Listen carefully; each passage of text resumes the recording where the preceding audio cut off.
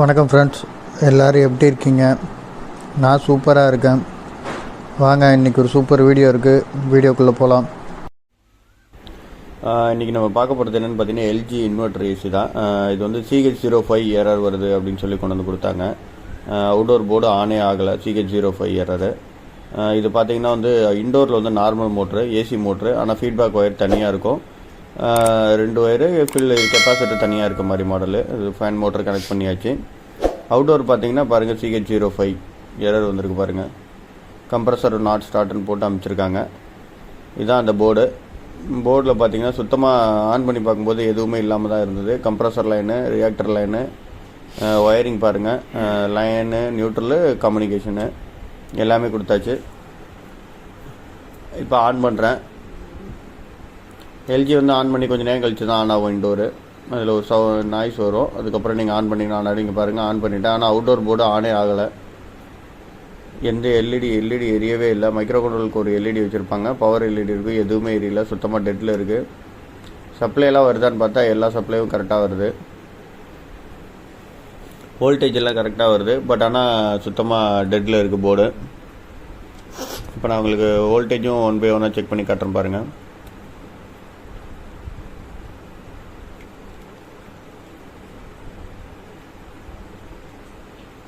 Okay,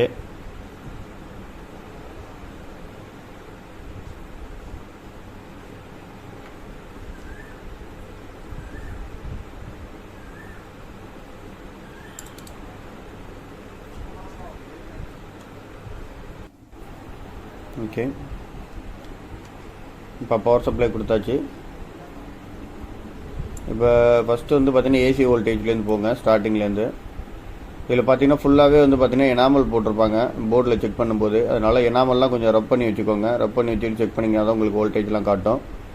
ஏன்னா அந்த plastic coating மாதிரி ஒரு எனாமல் மாதிரி கொடுத்துருப்பாங்க, மெழுகு மாதிரி. அது வந்து டச் பண்ணிங்கன்னா உங்களுக்கு வோல்டேஜ் ஒழுங்காக காட்டாது. இங்கே பாருங்கள், வோல்டேஜ் அவுட்புட் டிசி வோல்டேஜ்லாம் கரெக்டாக வருது.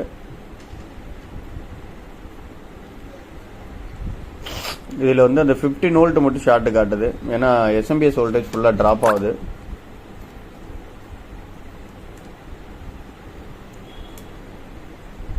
ஓகே, இப்போ வந்து டிஸ்சார்ஜ் பண்ணியாச்சு. இப்போ எது ஷார்ட் இருக்குது, எந்த லைன் ஷார்ட் இருக்குது அப்படின்னு 1 by 1 செக் பண்ணி பார்க்கலாம். 5 வோல்ட்டு, 12 வோல்ட்டு, அது மாதிரி ஒரு வோல்டேஜ்லேயும் ஷார்ட் இருக்கா என்னன்னு செக் பண்ணி பார்க்கலாம்.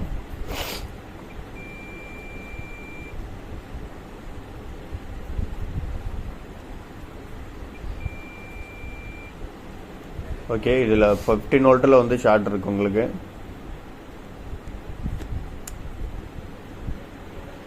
15 வோல்ட் லைனில் வந்து ஷார்ட் இருக்குது. 15 வோல்ட் லைன் பார்த்தீங்கன்னா ஐபிஎம்க்கு போகிறது. இங்கே பாருங்கள், இதுதான் அந்த 15 வோல்ட் லைனு. 15 வோல்ட்டு பார்த்தீங்கன்னா ஐபிஎம்க்கு மட்டும்தான் போவோம். அந்த ஐபிஎம்க்கு வர அந்த டயோடு ஏதாவது ஷார்ட் ஆகிருக்கா என்னென்னு கொஞ்சம் ரிமூவ் பண்ணி பார்க்கலாம். மோஸ்ட்லி பார்த்தீங்கன்னா இந்த எல்ஜி போர்டில் பார்த்தீங்கன்னா இந்த இடத்துல ஒரு டயோடு போட்டிருப்பாங்க. அதாவது எப்படின்னா பாசிட்டிவ் நெகட்டிவ் ரெண்டுத்துக்கும் பேரலாக பார்த்தீங்கன்னா ஒரு ஜீனர் போட்டிருப்பாங்க, ஜீனர் டயோடு. அதாவது வோல்டேஜ் வந்து 15 வோல்ட்டு அந்த ரேஞ்சில் போட்டிருப்பாங்க, 15 இல்லை 18 அந்த ரேஞ்சில் போட்டிருப்பாங்க. எதுக்குன்னா அந்த ஐபிஎம்க்கு ஒரு வோல்டேஜ் சப்போஸ் ஹை ஆகிடுச்சுன்னா கூட அது வந்து ஸ்டாப் பண்ணுறதுக்காக போட்டிருப்பாங்க. இன்னொன்று பார்த்தீங்கன்னா அதில் வந்து ஐபிஎம்மில் வந்து பார்த்தீங்கன்னா ஹை வோல்டேஜ் சுவிட்சிங் ஆகிட்டே இருக்கும். இப்போ வந்து பார்த்தீங்கன்னா ஹை வோல்டேஜில் சுவிட்சிங் ஆகிட்டே இருக்கும் டக்குன்னு. ஒரு இடத்துல ஹை வோல்டேஜில் ஒரு இடத்துல சுவிட்சிங் ஆகுதுன்னா அதோட வந்து பிரைமரி லைன், செகண்டரி லைன்னு சொல்லுவோம். ஐபிஎம்மில் வந்து பிரைமரி பார்த்திங்கன்னா வந்து இது 15 வோல்ட்டு, செகண்டரி லைன் பார்த்தீங்கன்னா 310 வோல்ட்டு, 300 வோல்ட்டு, 300 வோல்ட்டு கிட்ட வரும். இப்போ அந்த செகண்டரி லைனில் சுவிட்சிங் ஆகிட்டே இருக்கும். பிரைமரி லைன் வந்து நமக்கு நார்மல் லோ வோல்டேஜில் தான் இருக்கும். இப்போ சப்போஸ் கிராஸ் ஆகிடுச்சு அப்படின்னா அதை வந்து இதாகக்கூடாது, அஃபெக்ட் ஆகக்கூடாது அப்படிங்கிறதுக்காக வந்து பார்த்திங்கன்னா இந்த மாதிரி வந்து ஒரு இது வச்சுருக்காங்க கண்ட்ரோல் பண்ணுறதுக்காக. இங்கே பாருங்கள், கம்ப்ரஸர் ஆன் ஆகி ஆஃப் ஆகிடுச்சு. ஏன்னா நான் சீரீஸில் போட்டிருக்கேன். இப்போ அந்த டயோடை மாற்றிட்டு வேறு டயோடு போட்டுட்டு அதுக்கப்புறம் நம்ம நார்மல் லைனில் போட்டு ஆன் பண்ணி பார்க்கலாம். போர்டு ஒர்க் ஆகுது. இப்போ எல்லா வோல்டேஜும் கரெக்டாக வருது. ரிலேலே பார்த்தீங்கன்னா இப்போ ஸ்டெபிலைசர் ரிலேஸு, சில ரிலேஸ்லாம் பார்த்தீங்கன்னா எந்த ரிலே போட்டிருந்தாலும் நமக்கு லோ வோல்டேஜ் சைடில் பார்த்தீங்கன்னா வந்து ஒரு டயோடு ஒன்று போட்டிருப்பாங்க ஃபார்வேர்டில். அதாவது எப்படின்னா பாசிட்டிவ் நெகட்டிவ் ரெண்டுத்துக்கும் பேரலாக போட்டிருப்பாங்க. அது எதுக்குன்னா இந்த வோல்டேஜ் அந்த ஏன்னா நமக்கு வந்து இப்போ வந்து அந்த சுவிட்சிங் லைனில் வந்து ஹை வோல்டேஜை நம்ம சுவிட்ச் பண்ணுவோம், டக்குன்னு சுவிட்ச் பண்ணுவோம். சுவிட்ச் பண்ணும்போது வோல்டேஜ் தேங்கி போகிறதுனால ஹை வோல்டேஜ் வரதுக்கு வாய்ப்பு இருக்குது. அந்த மாதிரி எதுவும் வந்ததுன்னா அந்த லோ வோல்டேஜ் சைடில் அஃபெக்ட் பண்ணக்கூடாதுங்கிறதுக்காக அந்த டயோடு போடுவாங்க.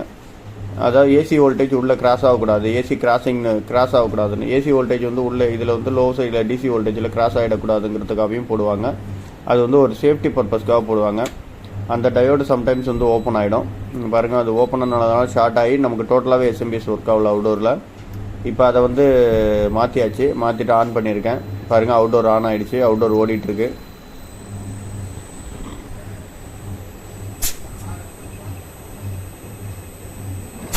இது வந்து பார்த்திங்கன்னா டயோடு தான் போகணும் அப்படின்னு அவசியம் இல்லை, வேறு ஏதாவது கூட ஷார்ட் ஆகலாம் வேறு லைனில்.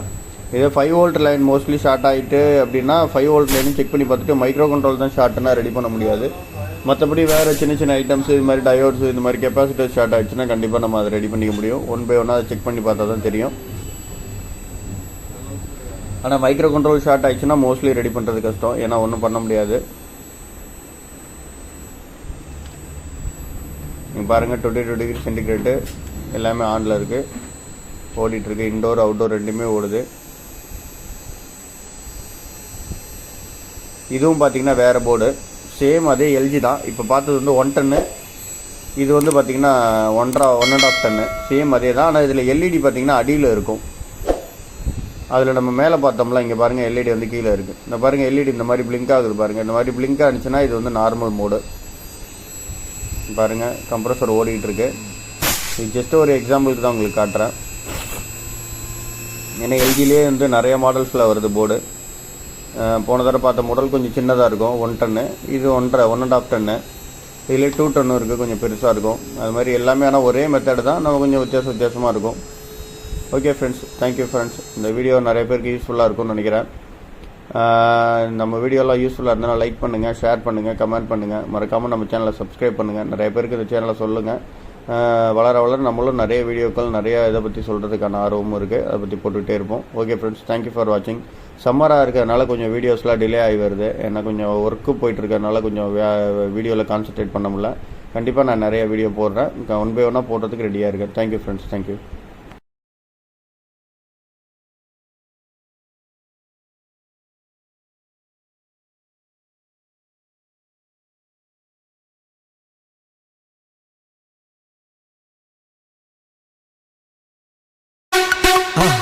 மறக்காம சர்ப்ரைஸ் பண்ணுங்க. தேங்க்யூ.